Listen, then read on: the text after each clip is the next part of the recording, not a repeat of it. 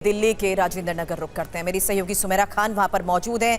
इस वक्त रियलिटी क्या है? Over to you Sumera.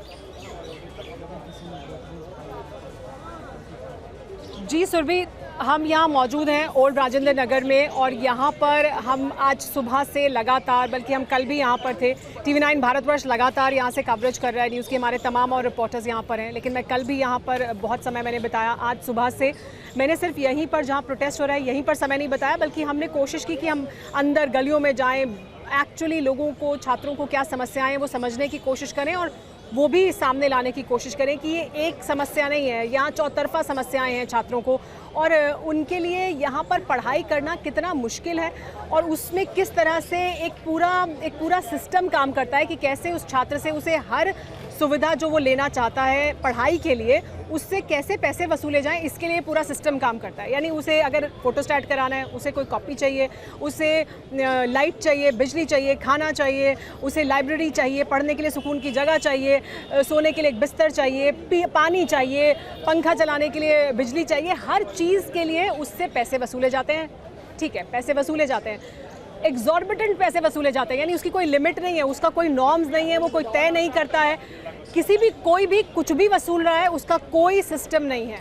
और इसके अलावा सबसे बड़ी समस्या ये है जो यहाँ बात करके लोगों से समझ में आई है, वो ये कि सिर्फ यही नहीं कि ये सिस्टम में उनसे पैसे वसूलने के लिए पूरा सिस्टम काम कर रहा है, कोई उनको रोकने टोकने के लिए नहीं है, कोई ये कहने के लिए नहीं है, उनके पास कोई सिस्टम नहीं है जहां वो जाके कह सके कि हमारे साथ ये हो रहा है, हमारे साथ अन्याय हो रहा है, हमारे साथ किसी ब्रोकर ने पैसे ले लिए, वापस नहीं किए, 6 महीने का एडवांस ले लिया, वापस नहीं किया, कमरा खाली नहीं कर सकता है अगर वो वहाँ से जाना चाहता है। तो ये तमाम समस्याएं, हमारे साथ छात्र भी मौजूद हैं, उनसे भी बात करते हैं। देखिए, हमने भी कोशिश की कि हम जाकर समझने की कोशिश करें कि छात्रों को यहाँ समझ में ये आता है कि आप एडमिशन लेने से लेकर तब तक जब तक यहाँ से निकलेंगे, आपको हर जगह आपसे पैसे वसूलने का सिस्टम है और सुविधाओं के नाम पर कुछ नहीं है, सिफर है।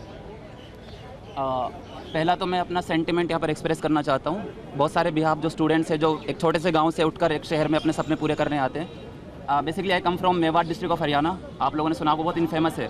You pick any data and it has been awarded the most backward district of the country. तो हम उन जनरेशनल कर्सेस को तोड़ने के लिए शहर आते हैं, यहाँ पर पढ़ेंगे। लेकिन यहाँ अगर हम इन कैपिटलिज्म का विक्टिम बन जाते हैं तो हमारा जो होप बचा है थोड़ा बहुत भी हम कहाँ पूरा करेंगे? पहला तो ये। दूसरा जो मेरे पास है, I have got this copy of the primal of the Indian constitution, identity card of the Indian constitution. यहाँ पर सारी चीज़ें, इसमें से हमको एक चीज़ प्रोवाइड नहीं हुई है, social justice, economic justice, political justice, कुछ नहीं। ना लिबर्टी, यहाँ पुलिस हमको प्रोटेस्ट करने नहीं दे रही है, कुछ भी नहीं है यहाँ पर। तो सारी चीज़ें जो है यहाँ पर हमारे साथ 3-4 दिन में हुई है, पूरी हमारे कॉन्स्टिट्यूशन के भी कॉन्ट्राडिक्टरी है। तो पहला तो ये है। और दूसरा जो यहाँ पर जो जैसे लाइब्रेरीज़ का जो है, लाइब्रेरीज को आप देखोगे तो यहाँ कोई पब्लिक लाइब्रेरी नहीं है। 2,500 से 3,000 रुपये चार्ज होता है पर मंथली लाइब्रेरी का। यहाँ पर होना चाहिए कि पब्लिक लाइब्रेरी होना चाहिए हर स्टूडेंट को, मिनिमल कॉस्ट पर। पहले हम ये नहीं बोले फ्री ऑफ कॉस्ट होना चाहिए, मिनिमल कॉस्ट पर होना चाहिए। पहला ये है। दूसरा ये कि हमको एक असेंबली में एक रेगुलेशन बिल पास करना चाहिए रेंट्स को लेके। जो ब्रोकरेज जो होते हैं, मिडलमैन जो होते हैं, इतना पैसा वो लोग खाते हैं, स्टूडेंट्स के पास क्या बचता है फिर उनका। और दूसरा हमको रेंट रेगुलेशन कि इसमें कि इंडेफिनिट हाइक नहीं होना चाहिए रेंट में, 50% कैप भी होना चाहिए, कोचिंग को लेके भी और रेंट्स को लेके भी। और दूसरा एक कंसर्न ये है कि जो ऑफलाइन कोचिंग और ऑनलाइन कोचिंग में ज़्यादा डिफरेंस नहीं है फीस में, तो ऑनलाइन कोचिंग जो इसका फीस भी कम होना चाहिए। इनका 1.5 लाख रुपए लेते, 2 लाख ऑफ कर लेते। ये जो बता रहे हैं ये तमाम समस्याएं, इन समस्याओं को ही हमने देखने की कोशिश की थी। जो उन्होंने बताया कि लाइब्रेरी होनी चाहिए, पब्लिक लाइब्रेरी होनी चाहिए, नॉमिनल कॉस्ट पर होनी चाहिए, ऐसा क्यों नहीं किया गया है? क्यों ये प्राइवेट लाइब्रेरीज चल रही हैं और एक लाइब्रेरी के ये प्रकाश में आने के बाद तमाम जो बेसमेंट लाइब्रेरीज हैं उन्हें बंद किया गया।